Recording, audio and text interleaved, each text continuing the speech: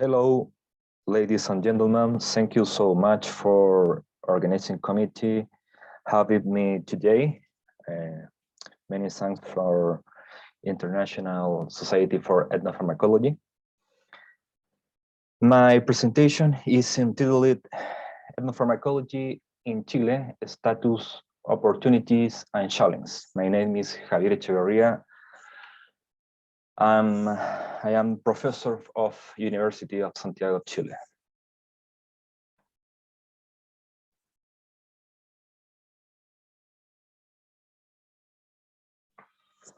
Well, the content of my presentation are the following: introduction of the ethnopharmacology in Chile, development of the ethnopharmacology in Chile, the status of the traditional and local knowledge, the status of ethnobotany, the status of phytochemistry, the status of pharmacological research with medicinal plants in Chile, opportunities, challenges, and conclusion and future perspectives.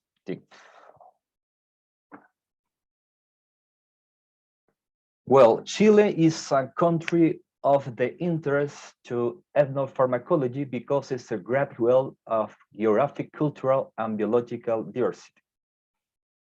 This presentation describes the relevant research activity of the ethnobotanic, phytochemistry, and clinical pharmacological.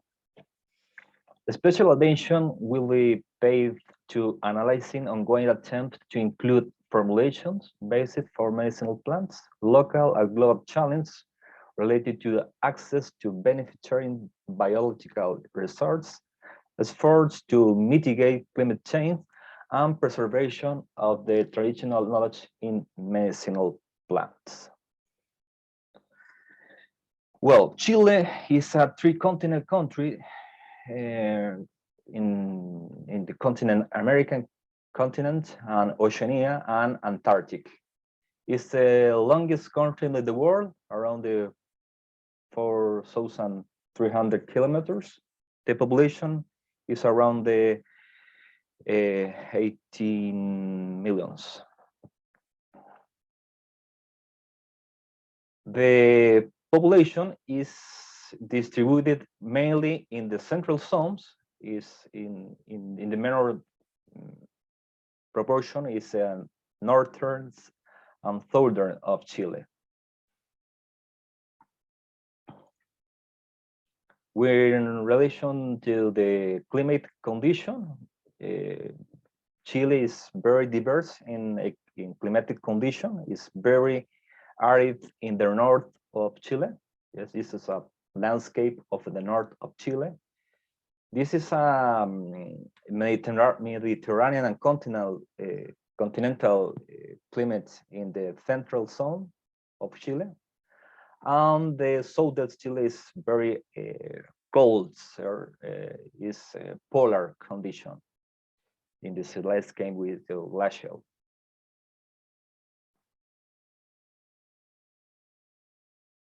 With respect to the indigenous people from Chile, mainly is focused in the north of Chile, Aymara, Atacameños.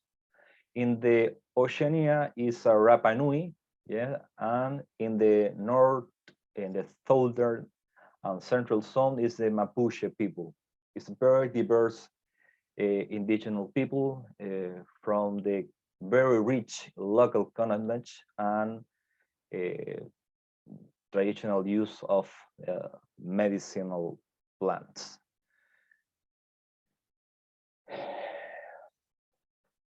Well, Chile is a great wealth of the genetic source and complex geographic and cultural diversity. It's a Chilean territory.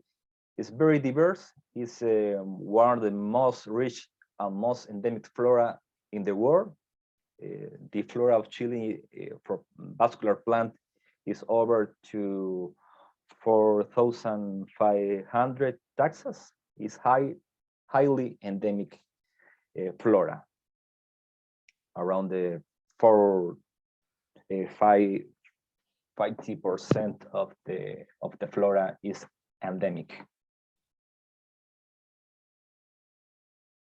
In the zones, Chile, yes, is a very important hotspot in the tropical Andes, and Chilean winter rainfall Valdivian forest is a main hotspot of biodiversity. With regard to the ethnopharmacology in Chile, the develop is from the colonial era in Chile is diverse intensity culture contact between the Spanish people with the Aborigine of Chile, very rich knowledge of the medicinal plant used for this population. And well, in the space on the integration of the core component of the ethnopharmacology, botany, chemistry, and pharmacology is evolving quite independent with the Chilean scientific community. Recent studies with regard to traditional local knowledge in Chile is reported around the 75 publication, mainly increased in the 18 decades, in the peak productivity in around the 19th and in the 3 decades mainly. The publication most often provides basic information of the special names and use. The paper have had emphasis on natural aspect rather than the social science for anthropological or ethnographic point of view. Work have concentration in the extreme north or southern region of Chile, where more indigenous people are found. The ethnobotanical studies is focused in 3 main kinds of these studies. It's a classic encyclopedia-like or compendium, monograph, and fieldwork study. Around the 1,000 species useful of vascular plants is around the 23% of the Chilean flora. It's very scarce phytochemical and pharmacological studies in regard to the 500 species with medicinal use. More than 60% of Chile plant species with medical use have not yet to be bioprospected. But this is a critical point. We'll say underexploited medicinal and pharmacological potential of these species of the Chilean flora. The botanical studies for edible plants is around is similar to all medicinal plants. Is very few studies with regard to the pharmacological or phytochemical studies. In this point, phytochemical studies is important for decades 60, 18, and 19. However, the last decade, 20 years old, it has shown significant decrease of phytochemical studies.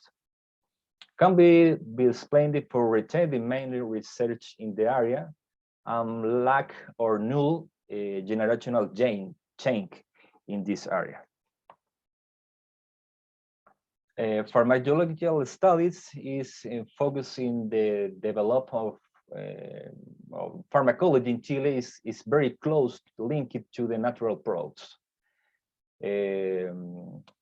Only some 3 decades old, the research, the interest of the pharmacological evolution of the medicinal plants. In general, few animal models relevant to detection and quantification of traditional pharmacological property are used to evaluate to medicinal extract. Mainly receptor or in vitro biocides are most useful for pharmacological or to evaluate to pharmacological effects. It's very important with regard to the pharmacological studies. To date, is no clinical trial of Chile medicinal plants. It has been reported. Is a very important point. Several plants are used to tea in popular medicine in Chile, but clinical studies or confirming their action or toxicity are rare.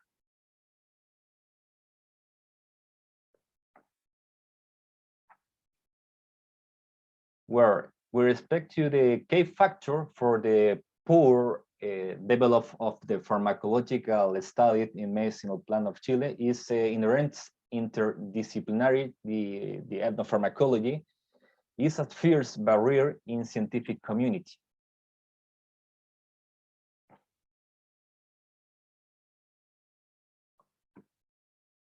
Around the 10 years old, the Ministerio de Salud de Chile developed for traditional herbal medicines 103 medicinal plant uses and incorporated to a health system for Chile. Despite this situation, it's not usually indicated by the health personnel. This is medicamentos herbarios tradicionales. Or other opportunity to develop the ethnopharmacology in Chile is the development of the commercial products. Two examples, very important example is Maqui, is Aristotelia chilensis, is a very important berry, is formulated with antioxidants, very important antioxidant activity. And for other side is the Quillaya saponaria, is a soft bark tree. It's very important to develop of vaccines, very important to develop of COVID-19 vaccines, is develop of the matrix me adjuvant is compound for saponin from this endemic Chilean tree. Main challenge of the ethnopharmacology in Chile is related with the increase of the climate change, with the all bad scenarios for not only in Chile, it's all world.